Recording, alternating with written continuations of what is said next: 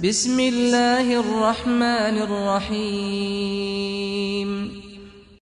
جو لوگ آج یہ کہتے ہیں ہمارے لیے قرآن کافی ہے، وہ گمراہ ہیں، وہ گمراہ گروہ ہیں، ان سے بچیے، ہوشیار رہیے، اللہ ان کو ہدایت عطا فرمائے۔ بھائیوں، ایسے لوگوں کو منکرین حدیث کہتے ہیں، اور اس وقت جو اس کا بہت زیادہ پھیلانے والا ہے وہ جاوید غامدی بھی اسی میں ہے۔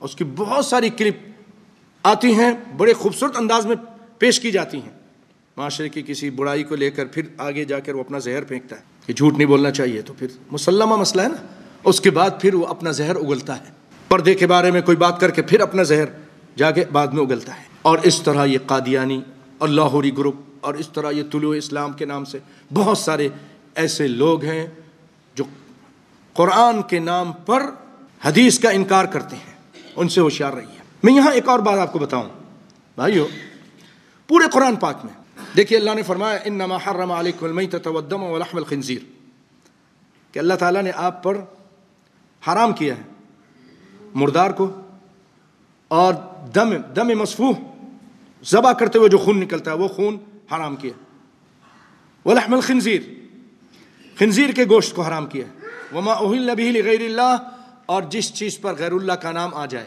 وہ بھی حرام ہے۔ یہ قرآن پاک ہے، غیر اللہ کا نام آ گیا کہ یہ اللہ کے نام کی روٹی ہے، اور یہ دیگ جو ہے، یہ چاول جو ہے، یہ فلاں ولی کے نام پر ہیں، فلاں رسول کے نام پر ہیں، فلاں پیر کے نام پہ، حرام ہے یہ۔ جس چیز پہ قرآن کہہ رہا ہے غیر اللہ کا نام آ جائے وہ حرام ہے، ہر چیز اللہ کے نام پہ ہونی چاہیے۔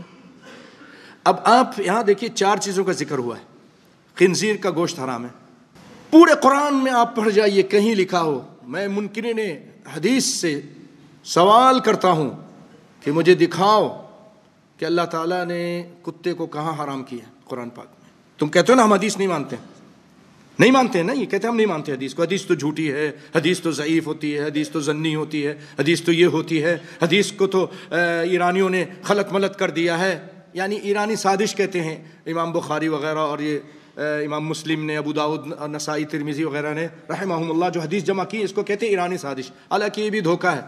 بہت سارے محدثین عرب تھے، اصلی عرب تھے، امام مسلم اصلی عرب تھے، عربی تھے، امام بخاری یہ صرف بخارا میں پیدا ہوئے اور غیر عربی تھے، باقی سارے جتنے بھی محدثین ہیں اکثر ان میں اصلی عرب ہیں، لیکن یہ کہتے ہیں یہ ایرانی سازش تھی حدیث سے ایمان ختم کرنے کے لیے، اور حدیث 400 سال کے بعد لکھی گئی، اس طرح دھوکہ دیتے ہیں۔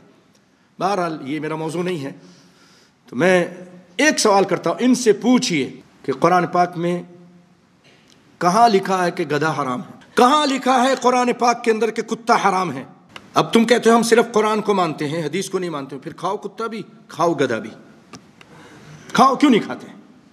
اب یہاں مجبور ہوتے ہیں کہ حدیث کی طرف آئیں، جہاں مشکل میں پھنس جاتے ہو کہتے ہیں حدیث پہ چلو، حدیث پہ عمل کر لیتے ہیں، تو باقی معاملات میں بھی کرو نا۔ یہ دین بھائیو، ہم ایک قدم نہیں چل سکتے جب تک رسول کی حدیث کو نہ اپنائیں، نہ اس کو پڑھیں، نہ اس کو عمل کریں، بہت مشکل ہو جائے گا، ہر معاملات خراب ہو جائیں گے۔ آپ ان سے پوچھو نماز تم پڑھتے ہو؟ ہاں جی پڑھتے ہیں۔ اچھا کتنی رکعت پڑھتے ہو؟ ظہر کی 4 پڑھتے ہیں، کہاں لکھا ہے قرآن میں؟ دکھاؤ، پھر آگے بات کریں گے، باقی باتیں چھوڑو، دکھاؤ قرآن پاک میں کہاں لکھا ہے کہ 4 پڑھنی ہے ظہر کی۔